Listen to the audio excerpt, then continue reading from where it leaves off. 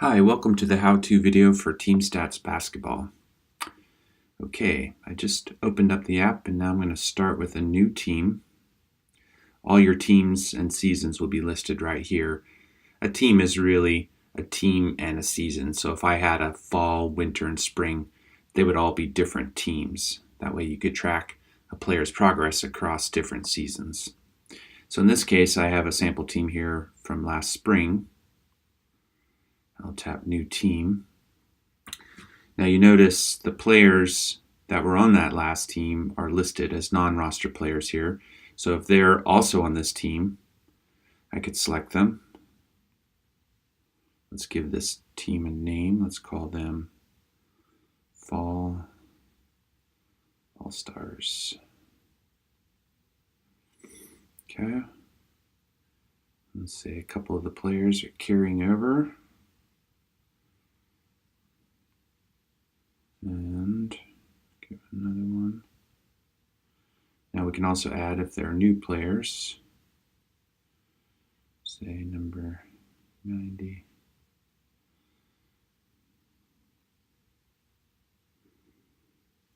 Okay.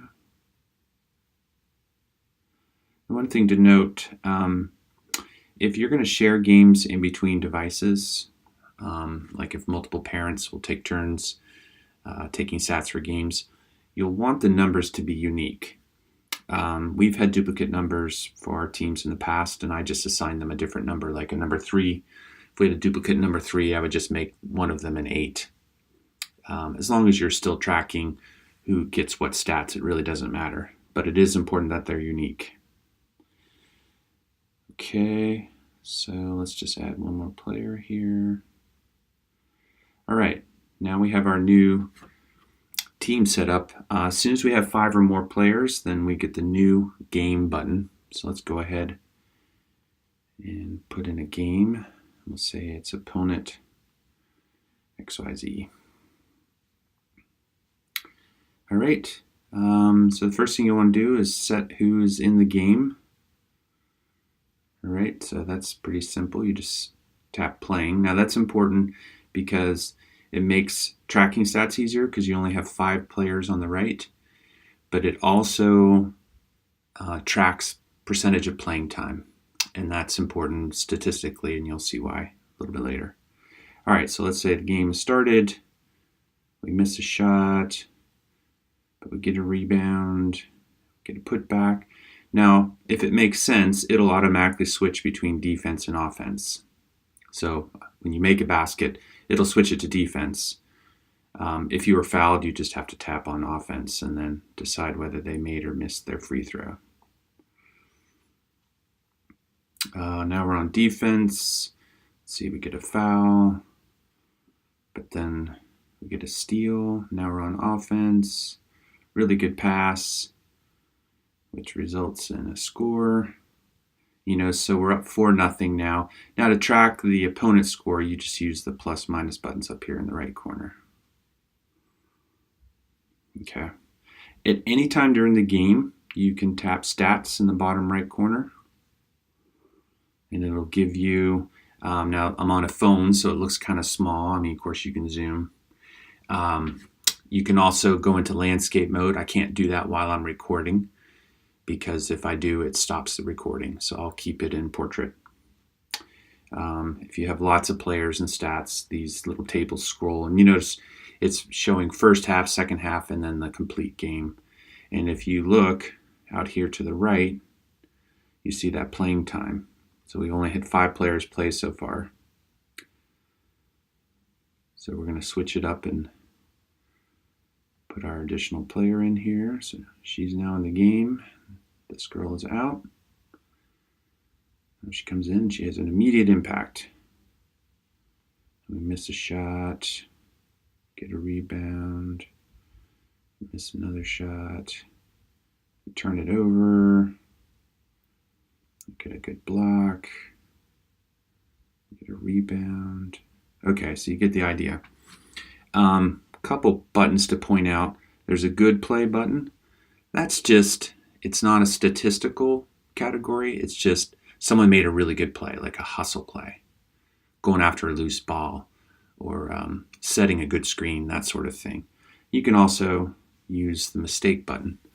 Now I have a rating that's calculated that kind of gives the overall impact of a player on a game. And it's a formula that takes points and it adds points minus attempts, so that credits people who drive and get fouled and make free throws, but it also detracts from players who take too many shots. Then I add assists and steals and blocks. So basically it takes into account subtracts turnovers, takes into account all of the statistical categories, and then I take good plays minus mistakes and divide those in half and add that to the player rating as well. And again, we'll see that later. In fact, but at any time, if you look at the stats, you'll see I've got the rating column out to the side here. So there's a couple players. There's one player two players have a 3, a couple players have a 1. And it's basically you're trying to credit players who are filling out the stat sheet and not necessarily scoring, right? Okay. Now at any time also, if this is halftime, you can also email the coach, right? So you just hit email stats and send it over to the coach if they want to take a quick look, see how many turnovers there were, for instance. Okay, so we go back. All right, so a couple other things to note. It's not important when the game is done, but during the game, if you want to track first half stats versus second half, then that's when you would hit second half. Okay. Now the game's over, 7-3. Now what's important here, let me point this out too. So there's kind of a running log down here. If you make a mistake, say, whoops, Abigail did not make a 3-pointer there. You just swipe to the left and delete.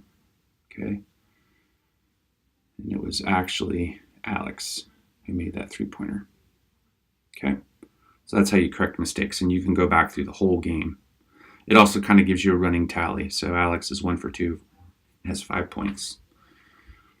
One other button that might be a little different is there's a half assist button. You don't have to use this, but we like to track if someone makes the perfect pass and then their teammate just misses the layup. We like to give them credit for half an assist. Okay, when the game is over, you just tap game is over. Another thing I'd point out too is since the clock is tracking playing time while the game is active, at halftime, it's probably a good idea to back out of the game. That way the clock is stopped, okay? You can decide whether you want to do that during timeouts and that sort of thing too. It's just an overall percentage of playing time, so it doesn't have to be super, super accurate. Okay, so I'm going to say game is over.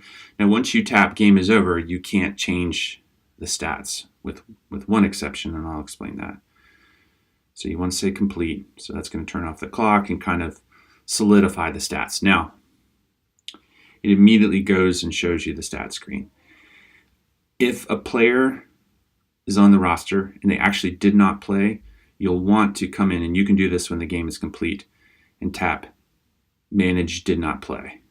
And it'll show any players without